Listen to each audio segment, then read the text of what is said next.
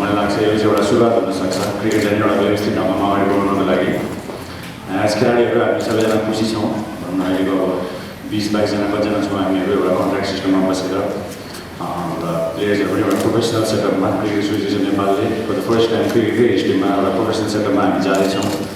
यो एउटा एकदमै पोजिटिभ स्टेप हो। लेट्स होप अब भनौँ न यो कन्ट्र्याक्ट सिस्टम चाहिँ अब 1 वर्ष मात्र नभइकन जबसम्म क्रिकेट हुन्छ हरेक खेलाडीले एउटा कन्ट्र्याक्ट सिस्टम पाओस् र मुभिङ फरवर्ड अहिले 20-22जनाले पाउनु भएको छ।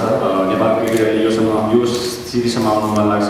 धेरै अरू खेलाडीहरूको पनि कन्ट्रिब्युसन छ तर अनफोर्चुनेटली भनौँ न सबैले एउटै स्ल्याबमा फिट गर्न नसकेको कारणले गर्दा अहिले हामी 20-21जना मात्र छौँ। तर द्याट डजन्ट मिन कि यो 20-21जनाले मात्र नेपालको लागि रिप्रेजेन्ट गर्न पाउँछन् भनेर।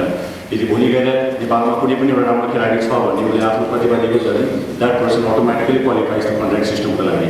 त्यसले गर्दा यो नसोचौँ कि हामीले खालि 20-21जनाले मात्र क्रिकेट खेल्ने हो भनेर। आई थिङ्क क्रिकेटको जुन माहौल छ अहिले सबैजनाले हामी सबैले बुझेको छ। मैले भन्नु पर्दैन कि क्रिकेट एउटा यस्तो लेभलमा पुगिसक्यो जहाँ अहिले घर घरमा भनौँ न चोक चोकमा बुवा आमा हजुरबा सबैले क्रिकेटको बारे भनौँ एउटा कुरा गर्न थालिसक्नु भएको छ।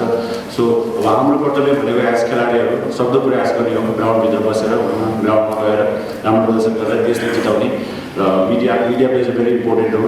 नेपाल क्रिकेट आज जहाँसम्म आएको छ मलाई लाग्छ मिडियाको एकदमै ठुलो भूमिका छ। लेट्स होप अब पोजिटिभदेखि लिएर नेगेटिभ डिसिजनदेखि लिएर सबै कुरा गर्न पाउनु सबैको एउटा हक छ। एज प्लेयर्स हामीले एउटा रेस्पोन्सिबिलिटी बोकेर हामी अगाडि बढिरहेको छौँ। एज मिडिया यहाँहरूले पनि भने त्यो रेस्पोन्सिबिलिटी लिएर जसरी हामी अगाडि बढिरहेको छौँ यो कन्ट्र्याक्ट सिस्टमलाई पनि एउटा ढङ्गमै रूपले अझ राम्रो कसरी लग्ने भन्ने कुरामा चाहिँ सबैजना बसेर if you portray the right news right message लेख्दाखेरि चाहिँ आई थिङ्क त्यो चाहिँ it's sense a very wide र एकदमै इम्पोर्टेन्ट मेसेज। त्यसले गर्दाखेरि लेट्स होप अब हाम्रो तर्फबाट त हामी सक्दो प्रयास गर्नेछौँ भविष्यमा to give our best. I think division 2 पनि आउँदैछ। It's a very important tournament हामी सबैले बुझेका छौँ। तर मैले चाहिँ के बुझेको छु भने आई डोन्ट थिङ्क हामीले वर्ल्ड क्रिकेट लिगमा डिपेन्ड हुनुपर्छ नेपाल क्रिकेटलाई माथि बढाउनको लागि। चाहे नेपाल डिभिजन 1मा आओस् डिभिजन 2मा आओस् या वाटेभर डिभिजन नेपालमा त्यो माहौल बनिसकेको छ। जब श्रीलङ्का पाकिस्तान इन्डिया जस्तो देशहरू जब उहाँहरूले क्रिकेट स्टार्ट गर्नुभयो त्यसमा world cricket league ICC ACC केही पनि थिएन। त्यो देशभित्रकै माहौलले नै भनौँ न क्रिकेट त्यहाँसम्म आइपुग्यो। त्यसले गर्दा नेपालमा पनि त्यो माहौल बनिसकेको छ र त्यो माहौललाई चाहिँ कसरी अगाडि ढङ्गने रूपमा बढाउने भन्दाखेरि हामी सबैजना खेलाडीहरू stakeholders business people government of Nepal खेलकुद परिषद सबैजना मिलेर चाहिँ इट्स अबाउट टाइम भन्ने डिभिजन वर्ल्ड क्रिकेट लिग आफ्नो ठाउँमा छ। तर क्रिकेटलाई चाहिँ we can really make cricket huge success. यो देशको लागि एउटा क्रिकेट एउटा चिन्ने बाटो हुनसक्छ।